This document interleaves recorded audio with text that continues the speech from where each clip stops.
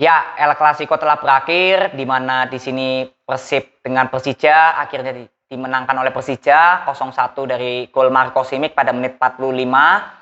Dan saya hanya ingin preview aja sesuai pendapat saya ya, karena saya menonton pertandingannya Persib dan Persija itu secara penuh di televisi saya ya. Itu jadi saya bisa mempunyai beberapa catatan penting terutama untuk Persib dan Persija yang menurut saya ya, ini menurut pendapat saya ada catatan penting lah. Jadi aku ingin bahas dulu dari babak pertama ya.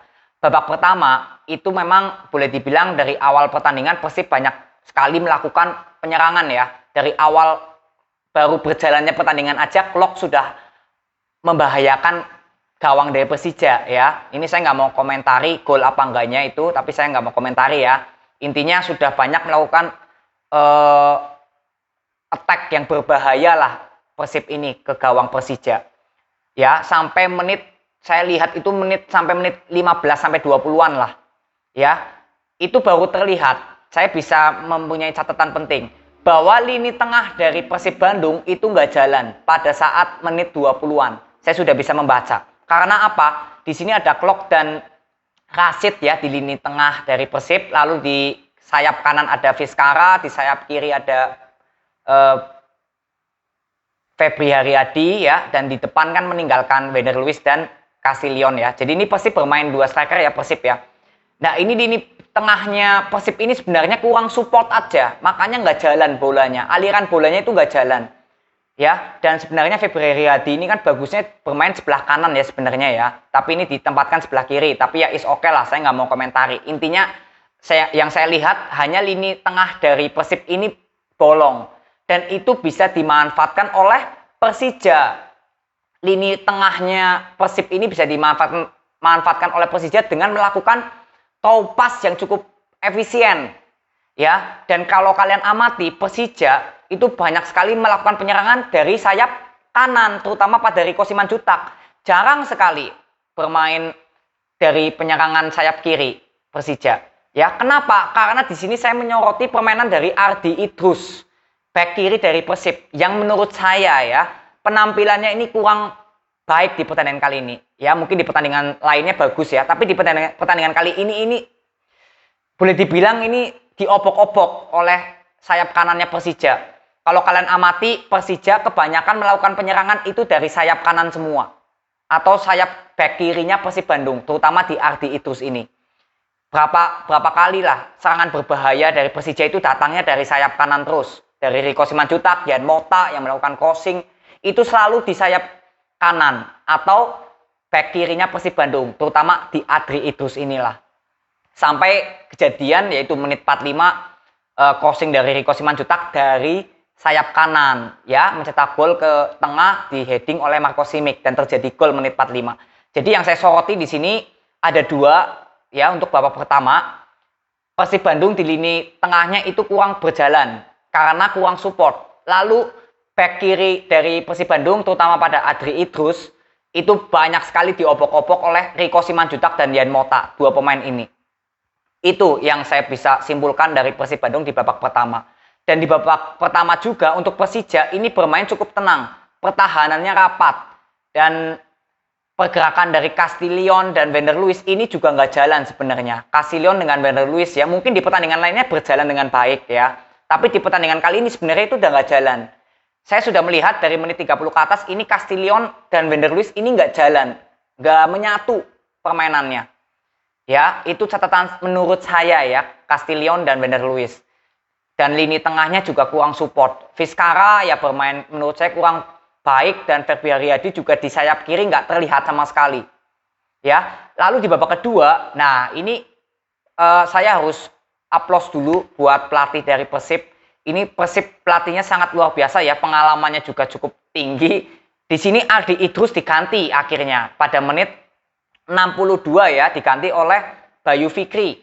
Itu Bayu Fikri juga posisinya sebagai back kiri ya. Akhirnya dimainkanlah Bayu Fikri ini. Karena apa? Karena tahu Ardi Idrus ini selalu diobok-obok oleh pemain Persija di sisi kanan, terutama pada Riko Simanjuntak dan Yan Mota yang sering melakukan serangan dari sayap kanan. Dan kalian lihat setelah masuknya Bayu Fikri ini, Persija sama sekali bingung atau kesusahan menyerang dari lini mana, kecuali melalui long ball dan serangan balik. Itu di babak kedua. Ini kita berbicara di babak kedua. Itu Persija banyak melakukan hanya long ball dan serangan balik. Karena lini kiri yang biasanya diobok-obok, ini sudah diganti Adi Idrus ini. Dan Bayu Fikri juga bermain cukup baik. Apalagi di sayap kanannya Persib, back kanannya Hen itu bermain sangat luar biasa Hen. Saya terpesona lah melihat Hen ini bermainnya. Gak pantang capai, membantu penyerangannya bagus, bertahannya juga bagus, itu Hen. Dan Vizcara pun akhirnya diganti ya, babak kedua ganti oleh Beckham Putra.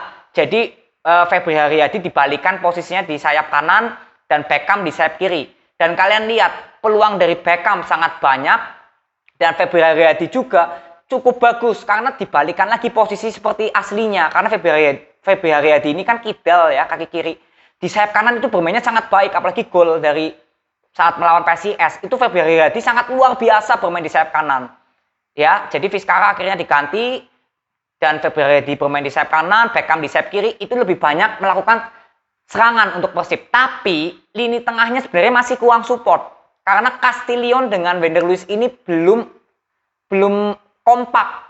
Maka dari itu akhirnya di sini Rashid dulu diganti ya. Rashid ini diganti oleh Deddy Kusnandar. Kenapa? Nah, di sini juga saya cermati bahwa Deddy Kusnandar ini pemain tengah yang notabene dia lebih condong bisa melakukan penyerangan dengan baik. Dia memiliki sprint ketimbang Rashid ya, karena Rashid itu kan memang bermain bagus tapi sebenarnya lebih ke untuk crossing atau mengalirkan bola dari sektor belakang ke tengah, tengah ke depan, itu Rashid. Jadi Rashid ini bukan tipe sprint atau lari gitu ya. Dan Deddy Kusnandar ini lebih mempunyai sprint atau lari. Maka dari itu dengan dimasuknya Deddy Kusnandar, artinya pelatih dari Persib melakukan penyerangan yang lebih lagi karena Rashid ini diganti. Tapi ya itu terjadi banyak sekali kesempatan dari Persib. Ya, di babak kedua itu digempur habis-habisan Persija.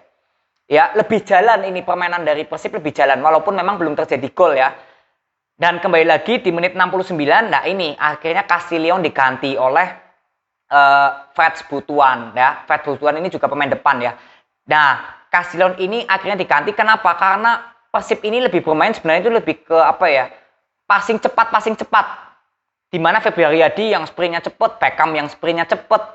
Itu perlu pemain yang bisa memantulkan bola itu lebih cepat. Maka dari itu banyak sekali wancu yang dilakukan oleh Febri Haryadi di kanan, Beckham di kiri itu banyak karena setelah Castillion diganti. Karena Castillion ini lebih bermain sedikit lamban, walaupun memang dia tipikal penyerang yang lebih target man lah kalau boleh dibilang. Kalau Wender Luiz ini kan mencari celah, beda ya. Ini Wender Luiz ini lebih ke mencari celah, kalau Castillion itu lebih ke target man-nya yang bisa mengalirkan bola di lini depan. Dan akhirnya diganti itu lebih jalan justru. Karena Persib lebih bermain lebih cepat. Passing-passingnya itu lebih cepat. Terbukti banyak sekali peluang dari Febri Haryadi yang hampir mencetak gol, masih luar biasa penampilan dari Andre Tani ya.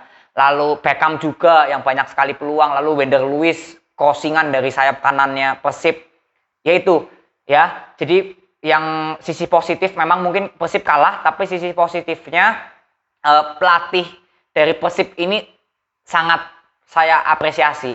Pergantian pemainnya lalu menghadapi posisi tim lagi kalah bagaimana itu sangat luar biasa dari pelatih Persib. Dan Persija juga sangat luar biasa bermainnya. Ya, Maman Abdurrahman dan Tony Sucipto ya, terutama Riko Simanjuntak luar biasa dan Osvaldo Hai itu juga luar biasa bermainnya. Di sini Persija lebih mengandalkan Marco Simic di depan, sisanya bermain ke tengah. Maka dari itu aliran bola Persija itu lebih hidup di babak pertama. Karena itu lini tengahnya Persib banyak yang bolong ya. Tapi di babak kedua Persib sudah mulai memperbaiki kesalahannya di lini tengah yang kurang jalan.